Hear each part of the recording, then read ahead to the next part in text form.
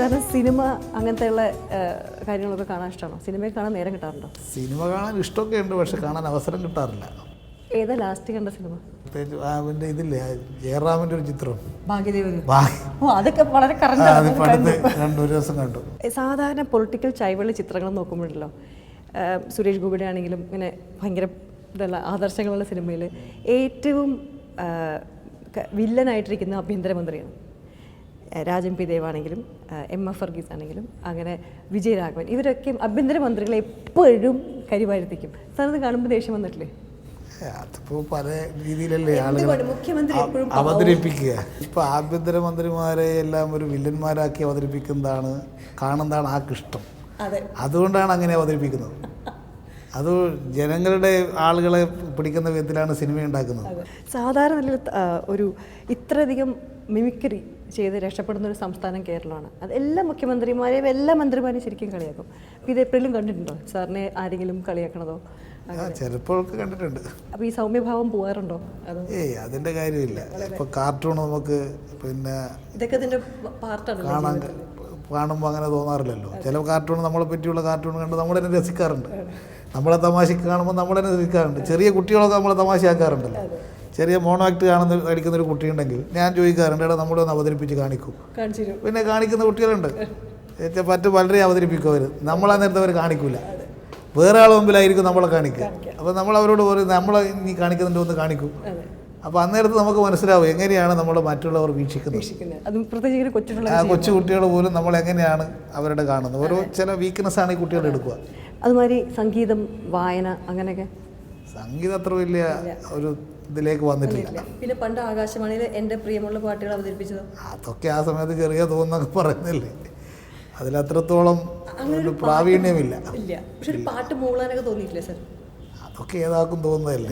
അങ്ങനെ പാട്ടൊന്നും പാടാത്ത ആളുണ്ടോന്ന് ചോദിക്കുന്ന പോലെ എല്ലാ ആളുകളും ഇങ്ങനെ എന്തെങ്കിലുമൊക്കെ പാടും. വായന കിട്ടുന്ന സന്ദർഭത്തിൽ വായിക്കാറുണ്ട്. എന്തായാലും അങ്ങനെ ഒരു പേപ്പർ അല്ലെങ്കിൽ ഒരു മാഗസിൻ വായിക്കണമെങ്കിൽ പെട്ടെന്നത് കയ്യെത്തുന്ന ഏത് മാഗസിൻ ആയിരിക്കും? അല്ല, അത് കിട്ടാവുന്ന ഏതായാലും വായിക്കുക എന്നുള്ളത് മാത്രമേ ഉള്ളൂ. അത് പിന്നെ നമുക്ക് അത്യാവശ്യമുള്ളത് കാണുമ്പോൾ പെട്ടെന്ന് വായിക്കും.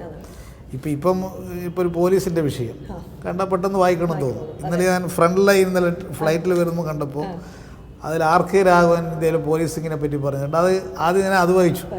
അപ്പോൾ ഓരോ സന്ദർഭത്തിൽ നമ്മൾ വായിക്കുന്നത് നമുക്ക് താല്പര്യമുള്ളത് ആദ്യം വായിക്കും, പിന്നെ മറ്റുള്ള ലേഖനങ്ങളിലേക്ക് പോകും. അത് സാധാരണഗതി ചെയ്യുന്ന ഒരു വായനാശീലമാണ്.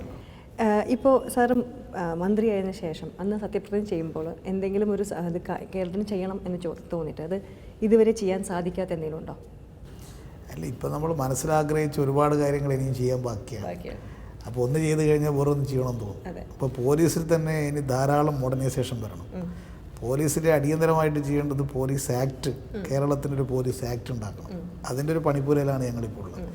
ജയിൽ ആക്ട് കേരളത്തിലുണ്ടാക്കണം. ഇതെല്ലാം ബ്രിട്ടീഷുകാരനുണ്ടാക്കിയ ആക്ടും മാത്രമേ നമ്മുടെ കേരളത്തിലുള്ളൂ. അതൊരുപാട് പ്രവർത്തനം കഴിഞ്ഞാൽ മാത്രമേ ഇത് വരുള്ളൂ.